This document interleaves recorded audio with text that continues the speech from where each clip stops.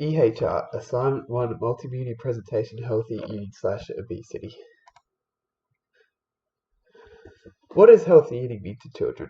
Kroll et al. 2001 describes healthy eating as the correct consumption of nutrients to provide energy for children to be able to thrive in their daily activities. Health Direct 2019 discusses the importance of promoting health in youth. The site Health Direct, and the link is available there, also provides resources to help explore recommended amounts and types of food that constitutes a healthy diet for children. Health Direct 2019. Childhood is a critical period in a human's development. What foods you consume directly influences growth stage and can have lifelong effects, both good and bad. Kroll et al. 2001. Despite the importance of healthy eating, the Australian Institute of Health and Welfare 2019 shows most children, 96%, aged 5 to 40, do not eat enough vegetables. Children eating unhealthily while young can lead to bad eating habits along with obesity. Obesity is the main issue of unhealthy eating in Australia and can lead to other health issues such as heart disease and stroke. Heskett et al. 2005 also agrees that obesity is on the rise in Australia. Approximately about 1 in 4 Australian children are obese from eating habits and exercise. This is a staggering statistic and a major concern for Australian Health. Australian Health Institute of Health and Welfare 2019, Heskett et al. 2005. Booth et al. In Heskett et al. 2005 discusses how large the problem of unhealthy eating is. The obesity problem has become so large it is becoming increasingly difficult to develop effective prevention strategies. Extent of the issue. The most common issue associated with unhealthy eating is obesity, with eating habits being one of the largest factors contributing to becoming obese. Obesity can also be associated with a lower quality of life along with mental issues as mentioned in Centers for Disease and Control and Prevention, 2001, March 22nd. Figure 1 shows that while prevalence percentages of obesity people are significantly lower at younger ages, as you can see in this diagram that the peaking of the percentages is at the 55 to 64 age. However, this does not mean children are less at risk. Unhealthy eating habits are learned at a young age through their parents' eating habits. Melby and Hance in 2015. The effects of unhealthy eating might not be immediately apparent until developmental stages in children later in life. Kroll et al. 2001. Extent of the issue of mental health.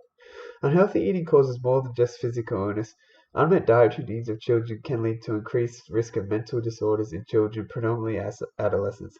O'Neill et al. 2014. Figure 2 shows the population percentage of common chronic conditions in Australian children.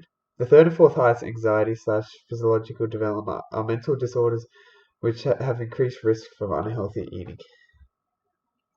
So we can see here on the graph, we have anxiety and problems with physical disorder. Figure 3 shows how prevalent mental disorders are. While not all mental disorders are affected by unhealthy eating, however, healthy eating can reduce children's mental health cases. And here from the table, according to Young Minds Matter Survey in 2013/14, an estimated 1 in 7 children and adolescents aged 4 to 11, almost 14 or 314,000, met the criteria for a mental diagnosis of a mental disorder in the 12 months before the survey. Boys were more commonly affected than girls. Extent of issue. Risk group, lower education. Lower educated groups are at greater risk of unhealthy eating habits. Lee and Powderthy, 2015, claims that the higher the education of a person, the more likely they will have more informed decision-making abilities and tend to make more positive health-conscious decisions to their lesser educated counterparts. Figure 4 shows the extent of this issue by comparing the difference in the prevalence of obesity on varying levels of their education. If we look at the diagram, we can see that on the people, that we can see the 3 classes of obesity, and we can see that people who did not complete secondary school are the very dark blue ones, and then we can see completed secondary school, the less blue, and then we've got degree/diploma in the wider blue. So we can see that there's a clear difference in the education abilities with the chances of getting obesity. While knowledge in decision making plays a factor in healthy eating, there are other factors. Often people who have higher educations tend to graduate into more fulfilling jobs with the bonus of having higher salary to the less educated workforce. Socioeconomic factors can also affect healthy eating, i.e., poor families who rely on fast food to feed their family. Lee and Powderthy, 2015. Education levels remain the same for all children to an extent. However, poorly health educated parents can affect children as they are the ones who provide basically all the meals that children will eat. Extent of the issue, affected groups, low socioeconomic. Another group at risk is low socioeconomic groups. This group has some crossover from the last slide, as people who attend less years of school often don't get as high paying jobs as those who finish Year 12/higher education. Victorian Health 2014, 13th of November, states that low socioeconomic people are the most likely population group to become obese as a result of eating habits and exercise. This is a worrying statistic and has bad implications for children's healthy eating, with low socioeconomic groups increasingly becoming more obese, leading to the passing of bad habits from parent to child. 2021 is an especially important time to promote new, cheap, healthy alternatives, with many families still struggling with financial difficulties from the COVID-19 pandemic, who may now rely on unhealthy options out of cost or convenience. Lower socioeconomic groups have a lot of negative environmental factors which influence their healthy eating habits. Victorian Health, 2014, 13th November. Some of these factors include cost of fresh food, lots of easy, cheap, unhealthy fast food options, lack of time to prepare meals from working long hours for money. Factors that influence children and their families to eat unhealthily. Genetics play a small role in obesity. However, it is largely a lifestyle preventable condition, meaning that there are many factors which play a role in obesity in our society. These factors are the social determinants of health.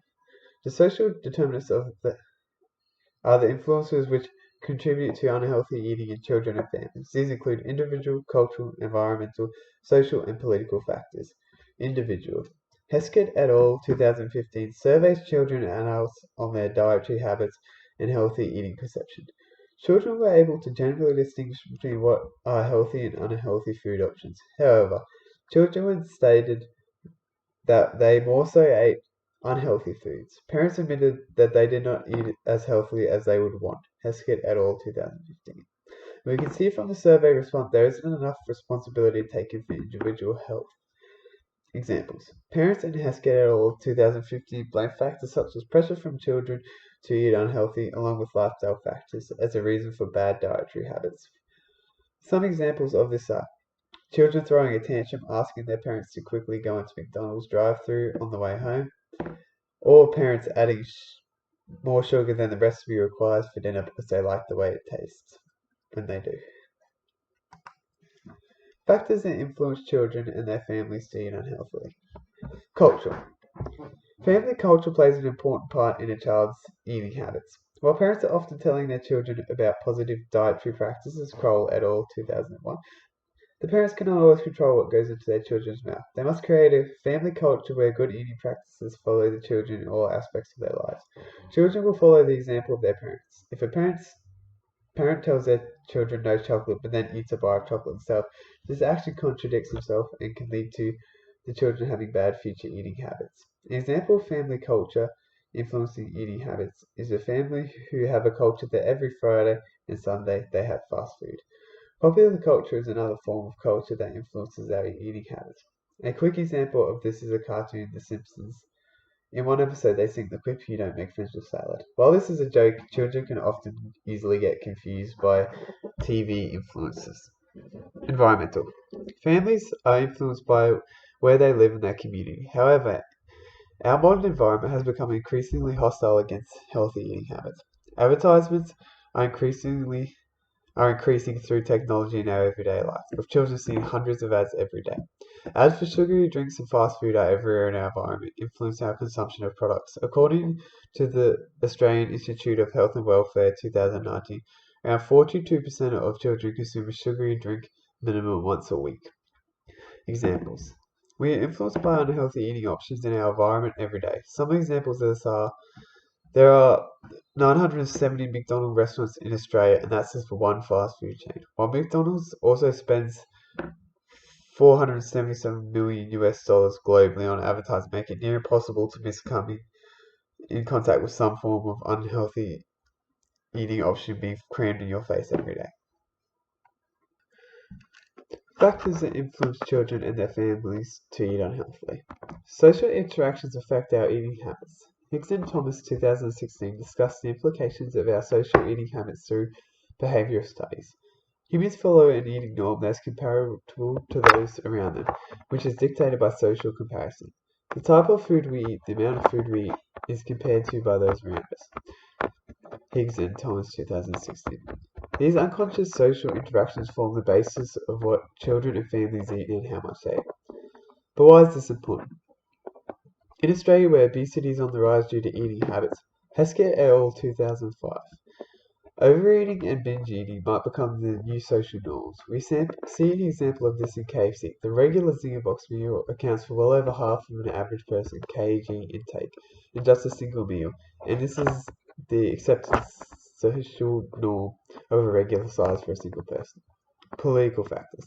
Government policy aims to increase the transparency between companies and the consumer. The government has set food standards policy which ensure the quality of fresh and packaged food is to a certain quality. Another government policy is the optional health star rating system, which allows people to quickly, reasonably gauge how healthy the food they are about to purchase is. Some examples of government policy are the food and nutrition policy, which aim to lower the burden of diet-related disease in a very broad way through educational facilities, programs, promotion of dietary guidelines, etc. Health Promotion Strategy, Try for 5. Try for 5 is an Australian government-run program that is part of Nutritional Week held in October. Its target audience being all of Australia. The aim of the campaign is to increase nationwide consumption of vegetables and other healthy foods up to the daily recommended amounts, so 5 for vegetables, 2 for fruit. While the campaign only lasts a week, it aims to try and increase healthy eating long-term through education and providing fast, easy, and delicious recipes anyone can do and view online. The campaign also looks to gain more traction through famous cooking ambassadors who provide healthy eating tips and recipes on the website. Try for 5 not only provides a wealth of online resources, but also provides events at select Australian locations which aims to increase your healthy knowledge through workshops. Here is the link to the Try for 5 website on the slide. And here is all the references I used in the presentation. Thank you for listening.